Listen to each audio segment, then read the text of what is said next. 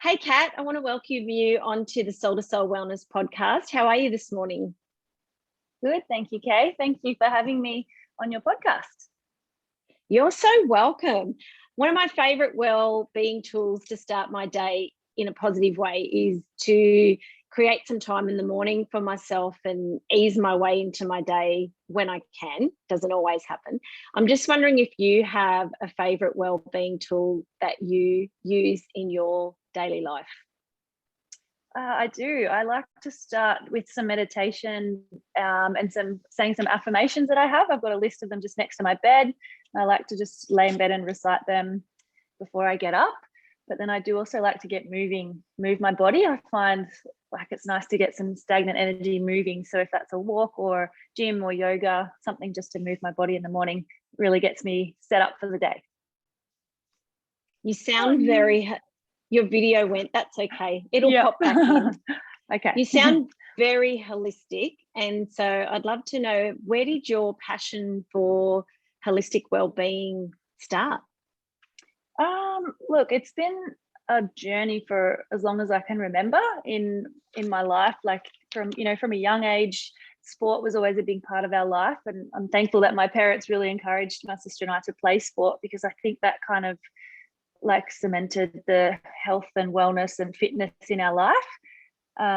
It's like playing representative sport at a young age. I really enjoyed hospitality at school and the PE, sport at school. It was some of the subjects that I really thrived in. So I guess it's kind of always been a part of my life. And I am really thankful for that. Now, being one of the owners of the Real Grocer, you also must have a passion for food. So how big a part does food play in your life, and being the mum of two beautiful children, how important is food in your household? Well, food has been like, I guess, a lifelong battle, but learning and journey for me. When I was younger, I did have an eating disorder, which started in about year 6, I think, and it was like years and years of battling with that, and learning and trying to, I guess, move forward from that. It was like was a struggle for all my family, for myself, for many years, but I feel like it's led me to where I am today, and realizing that looking after your body is, it's all about the food, it's all about the movement, it's all about that mind, body, soul connection. It's not just one or the other. So food, I guess, it could be, you could look at it in a bad way, or you could look at it as it's fueling my body to live my best life. And that's kind of where I got to eventually after many years of struggling. It's, I guess for me now with a child, it's something that I want to instill, a positive outlook with when it comes to food, and not have any, I guess, issues around food growing up as a young girl in this world. Yeah, and this is something that actually has touched my life over the past year, with COVID actually bringing to the forefront some conditions such as eating disorders in young girls here on the coast, and I personally know a few girls who have been navigating this situation. So if their parents are listening to this, or if you know someone that is listening to this, what advice would you give them, or what tips would you give that person or the parents, having navigated that yourself? As now an adult, like after speaking to my parents about it, and even my sister, how impactful it was on their life when I was going through it. It is more than just you as well that's being affected by an eating disorder. But if you can find the right balance and find that, like I said, that mind, body, soul connection, and realize that there's so many aspects of your life that come into it, it's not just food, then I guess you can try and look at food as a more positive aspect of life, because it's there to nourish it, and it's nourish us, and it's there to make us feel great. That's awesome. And did you need to reach out to anybody outside your family for support through this as you were growing up, or was it something that you were able to research for yourself and figure out for yourself? Well, we did a lot of what we did do in the family, mum and dad were really supportive with that. And I guess, yeah, if there are parents out there and they are, you know, possibly thinking that there might be an issue there, then it is really about talking to them and trying to support them through that. I know mum used to bring home brochures about eating disorders and she'd just leave them lying around the house, so I would read it and kind of get a feel about it and see what my thoughts were on it. And even dad, like he would I know he joined the Victorian Eating Disorder Foundation, so he would learn how to support me through it, which was amazing. Wow. So there's definitely a lot of support out there, and it's I guess the biggest step is identifying it in yourself and knowing that, hey, this doesn't quite seem right and I'm not doing the best I can for myself. What can I do to help myself? If that's talking to your family or talking to somebody outside your family, then yeah, do it. I think it's wonderful to know that through life we all have to journey through times of struggle, and that those times of struggle are opportunities for us to actually get to know ourselves better. And if we want to invite that in, and if we want to embrace the situation, we're always going to get out of that situation knowing a little bit more about ourselves. And I think if we look at the turbulent times in our life as an opportunity to grow, and like you did, you tackled it, you figured it out, then you are going to come through it a stronger person and much more confident in yourself, because you look back and realize, look what I did. I got through that. You know, I was in the shit and I thought, how the hell am I going to get out of this? And I actually navigated my way through. And to see where you are now, and to be working with food and to be trying to empower people the way you've been empowered, it obviously was a massive impact on you in your life. Totally. Yeah. And I really, like, as much as it wasn't a very good situation, there was so many learnings from it. And I definitely think it's helped me to get where I am today and to understand so many aspects of health and well-being. And it's definitely uplifting now that I look back. And so can I ask, what is your connection to food today? Like, how do you approach food? How do you feel about food? That's always evolving as well. But for me at the moment, I'm like, it's about your intuition, following your intuition and finding what works for you. There's so many diets and there's eating plans and there's all these type of things. But for me, like, we don't have to sit under one category or, you know, follow an eating plan. We've just got to eat with what feels right. And, you know, especially with social media these days, there's all this information like eat this way or don't eat that way. But, you know, if you choose to eat a certain way, that's fine. If you choose to eat another way, that's fine as well. Just do what feels right for you. And even within seasons, you know, the way you eat can change and how you feel about certain products and things. So just follow your intuition and don't worry about these labels that you might have to fit under. That's wonderful advice. Thanks for sharing that. I'd like to know, for us listeners who perhaps don't know how to use food intuitively, how will they know what food is right for them?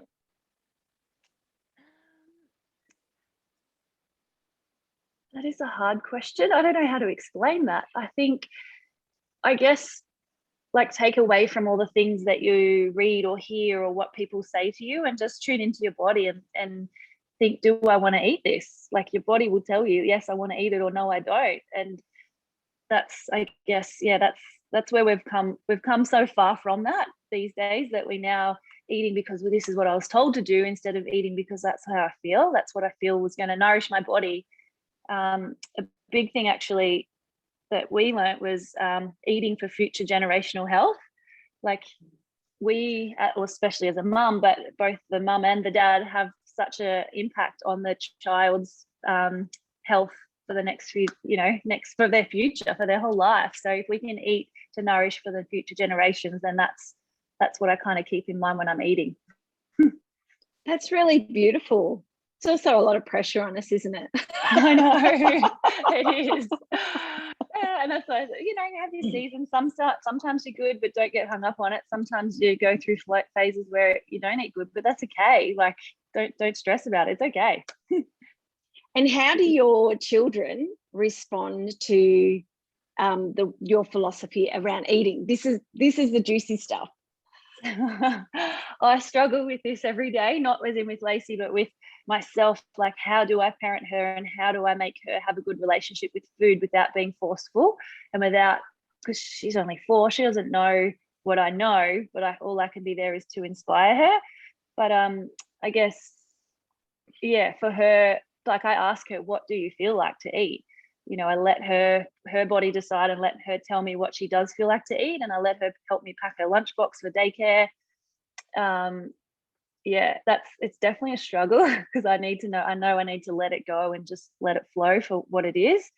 But yeah, as long as because we eat great food all the time, and not to get too hung up on it, and just let her eat what she wants from what we have, because whatever we have in our house is so whole food and nourishing as it is. Yeah, and just let it flow, I suppose. It's definitely a challenge. I love that you mentioned that you adopt an intuitive approach. At the same time, you have things that come up for you that you have to address, right? I think that's just the normal way. And as an intuitive wellness coach myself, that's the same for me. So I find it easier to tune into my needs. And then the idea of holding space for my kids to figure it out for themselves isn't as easy as it appears, right? So, and like, my children are probably a generation older than Lacey is. And so what I've noticed is at a young age, you know, I used to take my girls to the markets with me, encourage them to sample kombucha and to sample all the bits and pieces that were there. And interestingly enough, once they went to school, they, you know, wanted to make their own decisions around what they wanted to eat, and they wanted to eat the stuff their friends had, which at the time I was mortified. And then that the learning for me was, well, if I trust my intuition, I need to let them figure it out. And that may mean that they may jump off path, they may stay off path. Like, am I going to be okay with that? So it brought up that element of having to control. And you know, as a parent, do I want to control every decision they make, or do I want to give them full reign? Like, it's a whole other podcast in itself. It is, isn't it? Oh, it's hard. But what I want to say is, as my eldest is heading into adulthood now, it's really interesting. She's just done a complete about face, and all that information, and immersing her in that culture, the markets, like teaching them about food and just sharing what I know, actually has sunk in, because she's just done this about face, and now she loves whole foods, and she sees the way that it makes her body feel, and she actually eats better than I do. And everything's everything's created from scratch with her. So good. You know, so it's like that cycle, and I'm feeling like, okay, like I'm starting to see that immersion is such a powerful tool. So immersion, our messaging. So you're going to be fine, is what I wanted to say. I know. I need to let's use that control thing. I need to learn to let it go, and I am working on that in all aspects of life. You know, it's just little reminders popping up to work through myself. That's awesome. What was your and Josh's inspiration for creating the Real Grocer? Well, it had been a dream of mine for years, many years. It's something I've always wanted to do, to be able to provide like local, organic, real food to people without all the, I don't know, unnecessary fluff, I suppose. There's so many products out there, and there's lots of that, I guess, called greenwashing, where products appear to be healthy, so people will eat them because they appear to be healthy, but they're not. So I wanted to be able to just take the products that I know and researched and look into that are, you know, they're real foods, they're whole food as much as possible, and have them available in one space. I guess it's been years in the making, but I would, you know, I'd do some vision boards, I'd do Pinterest boards, I'd go into other shops all over. I used to work in a company in New South Wales and ACT, so I'd look over all those places and try and find shops that I liked and take bits and pieces, and created a business plan. But it wasn't until we had our little girl that, you know, living off one income, we realized how hard it is to eat healthy on one income. And so we wanted to make healthy, real food available to people at a convenient price, at a good price, because people, that's the biggest excuse you often hear, is it's too expensive to eat healthy. So if we can have it in one space that's convenient, that's at a good price, then it's achievable for everyone to eat well. And so how has that been working for you? It's great. I love it. It's the best thing I've ever done. It was definitely out of my comfort zone. It took, a lot of visualization, a lot of affirmations, lots of things to work through it personally before I finally got the courage to do it. But now that we do it, we have it every day. We love and live it. We breathe it. It's so good. It's really empowering to go to work every day knowing that we've created our dream, I suppose. And so how have you as a couple transformed since the Real Grocer opened? Because it's been a little while now. So how have you grown? Look, we're 2 years in. It's been intense. It's been a fun journey, but like obviously there's good times and bad times. But as a relationship, as a couple, I feel like it's brought us together even more because we're working towards the same goal. We are working together, and we haven't worked together in the past, but I think it's been really good for our relationship, and learning to navigate new business ideas and team and things like that. It's definitely brought us together, but it definitely comes with its challenges as well. So what would be your tips to anybody listening today? So I have people in my community who have their own businesses that they run. What would be your tips for working with your partner? Oh, well, that is a hard one. Like we do try and take the time to listen to each other, and we both have our strengths and our areas of opportunity, and we try and work with that. And we understand that, I might not be as great as at the back end stuff as Josh is, and that's fine. If I can stay out the front doing what I'm great at and he can do the back, well then it makes for a better relationship and a better business. I think it took a few months, probably even a year, before we found our little groove and found the places that we really worked well in. So don't be afraid to fail, to try a thing and try a certain area and then fail and try something else. Like, it's okay. As long as you support each other and know that you're doing the best you can, then that's okay. I love that too, that your strengths complement each other. I think that is the magic, I think, when you working as a team, is if your strengths and the other person's strengths, or if you have multiple team members, they somehow come together like a jigsaw puzzle, and then that helps the dynamic to flow a lot easier, because it's a lot of energy that goes into a business. So much. And there's a lot of areas to have to look after, and to keep your finger on the pulse to make sure that everything is humming smoothly, if that makes sense. So that's really cool. You're only going to keep growing and growing. This is coming from someone who works in business with her husband as well. So I think it's more common than we think, especially here on the Sunshine Coast with people with a lot of small businesses. So I think it's great advice. Thank you.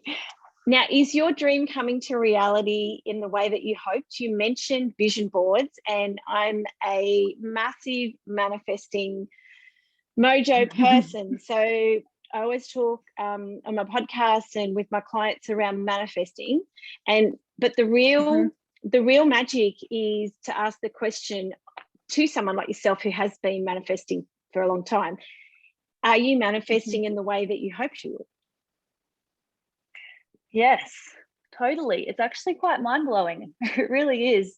I don't know, sometimes, you put it out there and you think, oh, you believe it, but you're like, is it really going to happen? And then there's this meditation that I used to do all the time, and it would have this, I guess it was like the beach, and it was this space with this big table inside, and it had all these inspiring people and lots of uplifting customers and team that really, brought it to life. And that's exactly what we have right now. We're by the beach.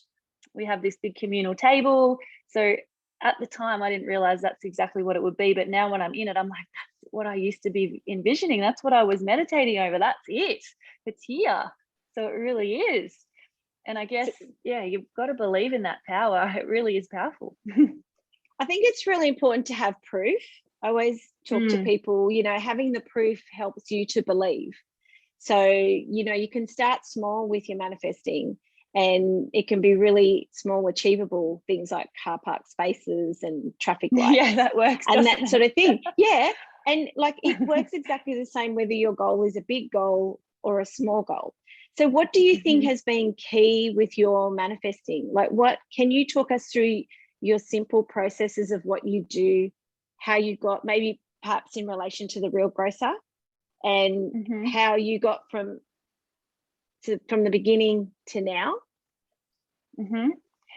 Yeah, interesting. I'd meditate daily. In my previous role, like this is years ago before I had Lacey, I would sit down and meditate every morning. It was I think it was like 10-15 minutes. It wasn't anything major, but it was a recorded one that I would listen to, and it would be, you know, envision yourself living your dream life, and what are you doing? How do you feel when you're doing that? Where are you? Who's around you? All of those type of questions, and that would really spark it in my mind. And that's how I would envision my future. And this is what it is now. This is where I am. It's everything that I ever envisioned. So it's really taking that time in the morning to sit down and, I guess, firstly be like show gratitude, be grateful for what you already do have, or for having that time to sit down and think about those things. And then go through the thoughts and the questions on what you do envision for your future. Like the vision board thing, that's something that I do love to do. It's changed these days without all the magazines. Now I have to go onto Pinterest and save all these photos and get them printed. It's a little bit different, but it's still fun. Have you started doing this with Lacey yet? Well, I sat down with her when I did mine only recently, only the other week, and she's like, I want to do one too. I said, what would you put on it? So we speak about it, and I've got one actually for Josh. Whether he wants to do it or not, I don't know, but it's there. Yeah, so at least she can feel it and see it. But she loves mine. She's like, I just love that, Mom. It is such a powerful tool to learn as a young person, because their brains are so like sponges, and they're taking in everything. And I know with my girls, they had scrapbooks, and we would sit and cut and put everything out there. and it, you know, even today they use manifesting to bring into their world what they want. So, you know, good. And I watch in awe. I watch in awe, because there's no resistance around it, because they've grown up knowing that I can use the power of my mind and my heart to create in my life. It's so really good. So cool. And I wish I knew consciously as a young person. I did it anyway because I was a dreamer. And I look back on my life and realized that I had already manifested lots of things in my life that were important to me. And so I think if you're listening today and you think you can't manifest, I really believe that you're already manifesting what you want. So how can you add value if you want to add value, or are you actually living your dream life?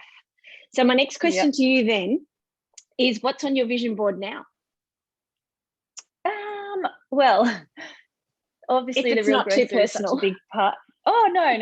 The Real Grocer is still such a big part, and it's still so new. So for us, it's really about taking the Real Grocer even further, but also honing back in on the back end of the business, because we've grown quite quickly, and there's definitely a lot of aspects of the back end that we need to get on top of to make things run smoothly. So that's a big part of my board this year, is to get on top of the back end, but also to have some more family time.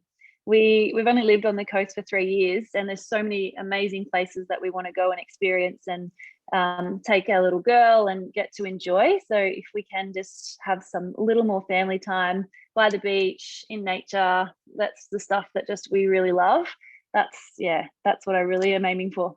That's what I'm going to get. That's beautiful.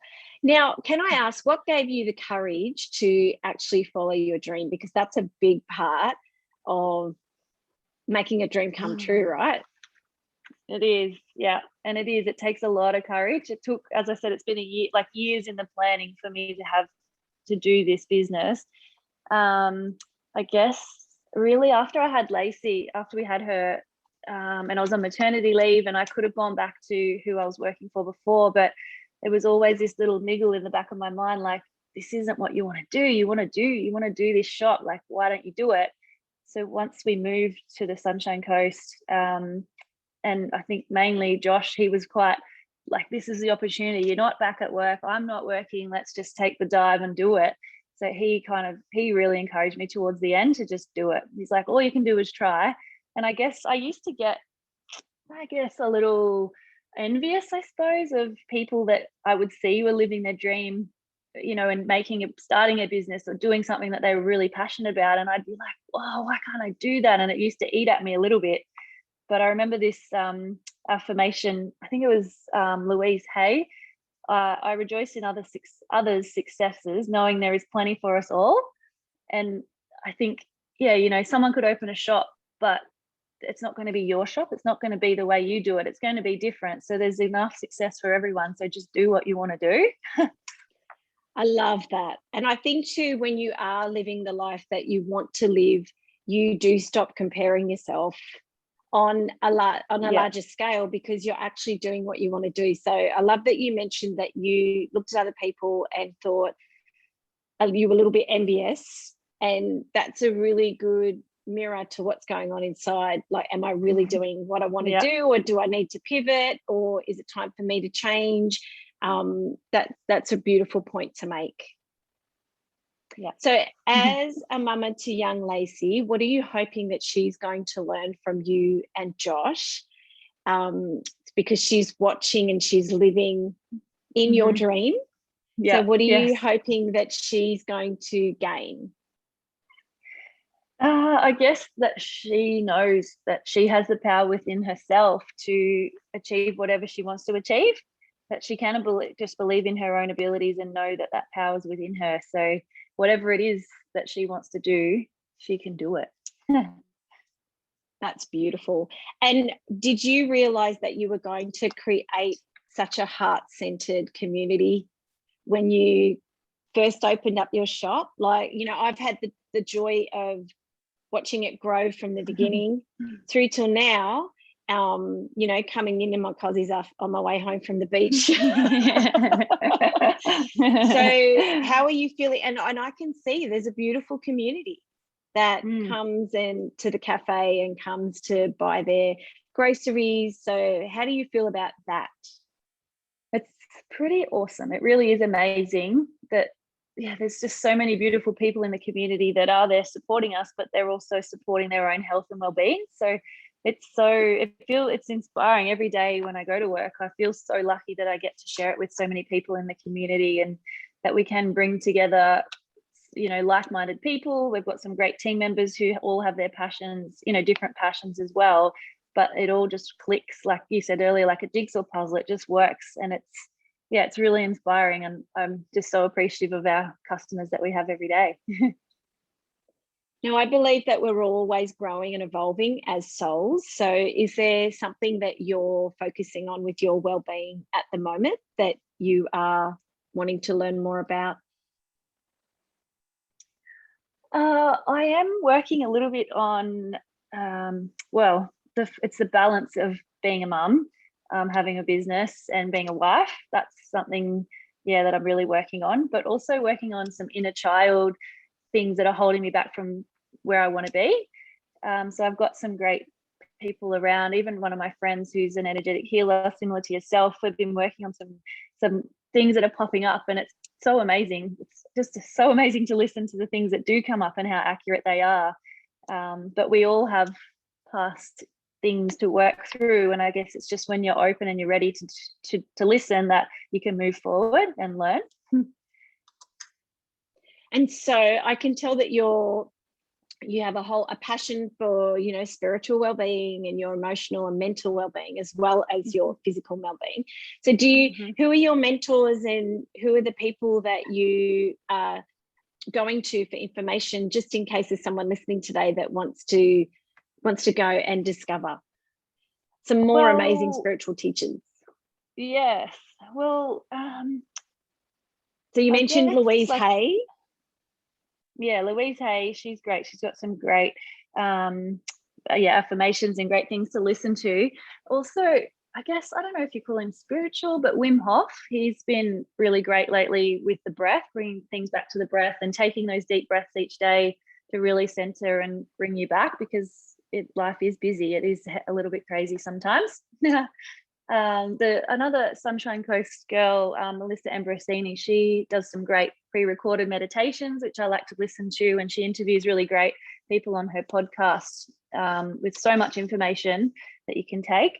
But also, she's not as in a spiritual field, but Therese Kerr, I find she was quite influential in my in the way I've opened the Real Grocer, because she speaks a lot about the chemicals in our lives and how it can impact, our health. So she's been really influential. And were you from the same area as Therese Kerr? No, Are you sure? No, she came to no. Yeah. Why do you say that? No, I could be wrong. Yeah. So Therese Kerr's Miranda Kerr's mum. Is that right? Or have I got? Yeah. Yes. Yeah, that's right. I thought for some reason they were from Wagga. Oh no, they're from Gunnedah, so inland New South Wales as well. Yeah, there you go. Yeah. So from the country. Yeah. Okay, great. Country, so, good old country. So what is it about Therese? For those who don't know, I know who Therese Kerr is. What is it about Therese that impacted you so positively? Well, I did listen to her. I've listened to her speak a couple of times. She presented a lot about the chemicals in our lives, from our cleaning products, from our body care, from our shampoo, conditioner, in our mattresses, everywhere. There's so many chemicals that are like endocrine disruptors in, they're changing our hormones and affecting our children. And there's, I think it was like 250 chemicals found in the umbilical cord of a newborn baby. So all these chemicals that are impacting our life. That was a real eye opener, listening to Therese talk about that.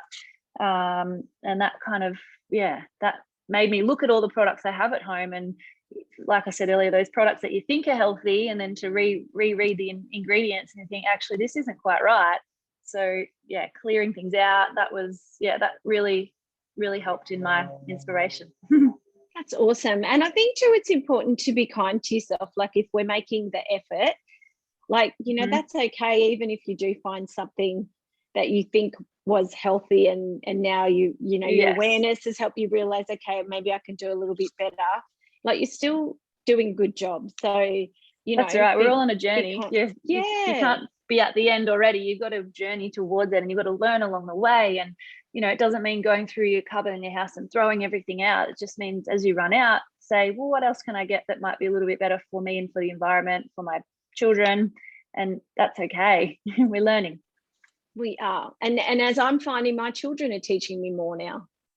They are my teachers. So I wanted to ask you, what place does creativity have in your life? I believe creativity is another area that's important for our well-being. Creativity, we could swap that for intuition. So is that important to you? Yes, it is, but I feel I'm not creative these days. And I had a healing session with someone down in Byron Bay recently, and that came up as one of the things for me to focus on, is my creativity. And I think as a mom, as a business owner, it's so, it needs to be kind of structured, but there's, as with flow, obviously, but there's not as much time for me to be creative as I want to be. So it's taking these days, like I'm chatting to you today, to have this day to myself, to kind of get back to being myself and letting that creativity flow. Beautiful. So the synchronicity of that question has not gone unnoticed. I know. I was like, oh my God. And thanks for the reminder. It's like the universe went, whoop, we're going to remind Kat. And my second last question for you is, the other area of well-being that I believe probably is the most important is mindset. So how important is that to you, and how are you impacting Lacey with teaching her around the power of her mind, apart from manifesting? Yes. Well, yeah, that's really important. And especially like with the business and you're starting out and things can seem tough. It was really, I had to hone in every day and remind myself and take that positive mindset that it's going to be okay. And if it's, if everything fails, it's still going to be okay. Like things are going to be okay. So it's a daily reminder to remind yourself to keep that mindset going. But again, not to get hung up if you do slip back and, you don't feel like you have that positive outlook or you're feeling great, because that's all part of it. For Lacey, just the small things, like each day we say to her how lucky we are, and oh, isn't it just so beautiful to look at that ocean? It's so amazing. And look at those trees and just all the little things in life that we can be appreciative for. And I give you that positive outlook each day, because we really are. We're so lucky. We're just so blessed up here on the coast, or wherever you live, you are. There's so many things in each day to look at and to be thankful for, and to give you that positive mindset. I love your approach to life. Your soul just exudes compassion and kindness, and the reason I wanted to invite you on was because it's really important to me to support local businesses and people like yourself. And so, where can we find you here on the Sunshine Coast for anyone that wants to come and check out the Real Grocer? Because I want them to. Thank you. Well, we'd love them to. We'd love to welcome everyone. We welcome everyone with open arms to our space. So we're in Golden Beach, just in the little shopping complex there. Landsborough Parade. We've got a great little community, like we said earlier. Everyone's welcome. There's great, wholesome, real organic foods in the cabinet ready to eat. You can eat it there. You can take it to the beach. We've got all your grocery items that you can, pick up for your dinner. I feel like we're a great little hub with information as well. We've got a nutritionist on site. We hold little seminars to inspire people. If you've got questions, just come in and have a chat. If you just want to hang around and do some work in the space, come and join us. A lot of people say, I just really felt like I was inspired when I was here today, when they do some work. So there's just a space to come and feel welcome and enjoy, because that's what we want. We want everyone to come and feel welcomed. And you have other wellbeing products as well. Did you want to share the other products apart from groceries that people can come and pick up? So we've got our nutritionist Lindy from Seed and Sprout Nutrition. She's there, so she has a lot of nutritional supports, supplements and food-based products that she can help with as well. There's things like collagens and vitamins, supplements, those type of things. What else? We've got so much in the shop. You just need to come and check it out. You do. It's an amazing space. So if you're listening today and you live down the southern end of the South Sunshine Coast, then make an effort to come and check them out if you're anywhere around Caloundra, because you will love it. It's the spot where my eldest daughter loves me to grab her afternoon tea. So I pop in and grab afternoon tea for Giselle when I can. Thank you so much, Kat, for joining me today. I'm going to include in all the show notes the resources and everything that you talked about today. So everyone will be able to find out about where the Real Grocer is. Now, my next question was going to be, can you order online, or is it, do you need to come into the store? At the moment, you need to come in store. Come in store, come and see us, come and check us out. It's something, again, on my vision board that we're aiming towards, is some online shopping. But it is a massive job, so we'll get there one day. But pop in and see us, and we'll help you find what you need. Thank you, Kat. Have a great day. Thank you. You too. Bye.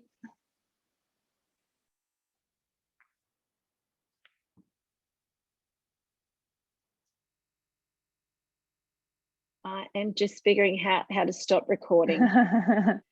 That's all right, because I can edit that. How do I? Oh, there you go.